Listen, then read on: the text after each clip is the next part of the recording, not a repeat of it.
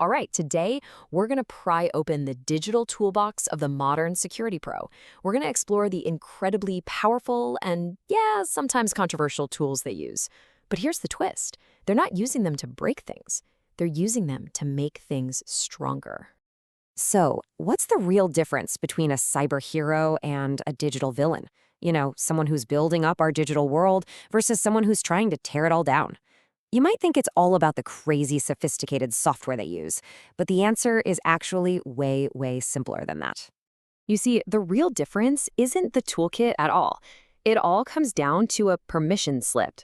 Seriously, an ethical hacker, what we call a white hat, has the owner's explicit permission to go looking for weaknesses. Why? To make security better. A malicious hacker, on the other hand, uses the exact same methods, but they do it for their own gain, and they definitely don't have permission. So let's start right there. Let's talk about the power of permission and really dig into what separates the good guys from the bad guys in this whole digital landscape.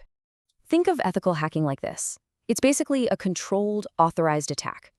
Companies literally hire these pros to think like a criminal, to poke and prod at their defenses and find all the cracks before the real attackers do.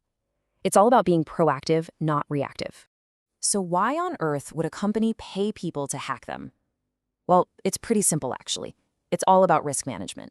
Ethical hacking shows them exactly where they're vulnerable, it helps them stay on the right side of data privacy laws, and at the end of the day, it just makes their security way stronger, which helps them avoid those really, really costly breaches. Okay, so imagine an ethical hacker is like a security architect for a moment. Before they can even think about testing the strength of a building's locks, what do they need first? A complete blueprint, right? Well, that initial stage in hacking is called reconnaissance. The goal here is simple, but it is absolutely massive. They have to map out the entire digital footprint of their target. And I mean everything. Every server, every device, every single application. It's about finding every potential door and window into the system, because you just can't secure what you don't even know you have. And how do they draw this map? Well, with tools called network scanners. And the undisputed classic, the one everyone knows, is Nmap. It helps them see every single device hooked up to a network and what services they're running. Think of it as digitally walking the perimeter of a property and checking every door and every window. So if Nmap is what draws the map of the building, Wireshark lets you listen to the conversations happening inside. It actually captures the data packets flying across the network. This is incredibly powerful for spotting anything weird or finding sensitive info that's not being protected like it should be. Okay, so the blueprint is complete.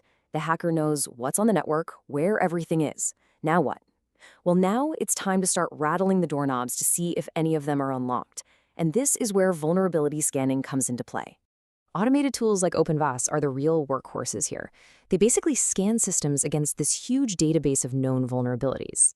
Stuff like outdated software or common setup mistakes. They are incredibly good at finding that low-hanging fruit that an attacker would absolutely love to find. And this is where the energy totally shifts. We've got our map, we've got a list of potential weak spots. Now the ethical hacker moves from just passively looking around to actively testing. This is the exploitation phase. This is where they try to actually get inside. Now, the goal here isn't to cause damage or chaos. It's all about providing undeniable proof that a vulnerability is real and that it can be exploited. I mean, it's one thing to say a door might be weak. It's something else entirely to actually open it and walk right through. That proof is what gets organizations to actually fix the problem. So what's one of the most common ways in? You guessed it, weak passwords. Tools like the famous John the Ripper are designed specifically to crack password hashes. That's the encrypted version of a password. Using things like dictionary attacks, they can show just how scarily fast a simple password can be broken. But for the more complex vulnerabilities, you've got Metasploit. It's not really a single tool, it's more like a giant library of pre-made exploits. So once a scanner finds a potential weak point, a hacker can often just find a ready-made tool in Metasploit to test it. It really is the Swiss Army knife of this whole phase. So the test is done. A breach was either successful or it was stopped in its tracks. But the job's not over yet, not by a long shot. Now comes the really crucial final stage. Digital forensics. At this point, the ethical hacker basically has to become a digital detective. Their job is to document everything. How'd they get in? What did they access? What kind of trail did they leave behind? This analysis is what forms the basis of their final report to the company. It's the clear roadmap for how to fix all the problems they found. And this takes some seriously specialized forensic tools. Programs like Autopsy let investigators do a super deep dive on a system.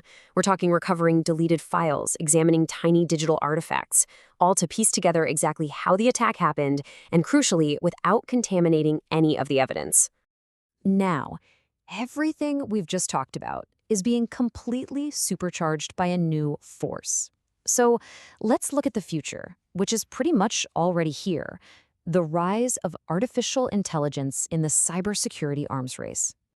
AI isn't just a buzzword here, it's a fundamental shift in how everything works. For ethical hackers, it can automate reconnaissance and find subtle patterns a human might totally miss.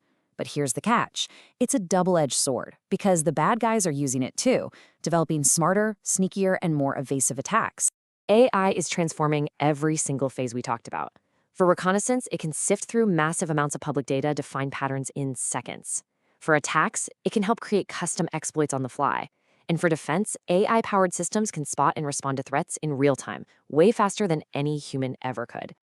And look, this isn't just theory. These tools are out there right now.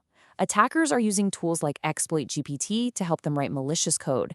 And on the flip side, defenders are using amazing tools like Microsoft's Security Copilot, which is basically an AI assistant that helps them investigate alerts and hunt for threats.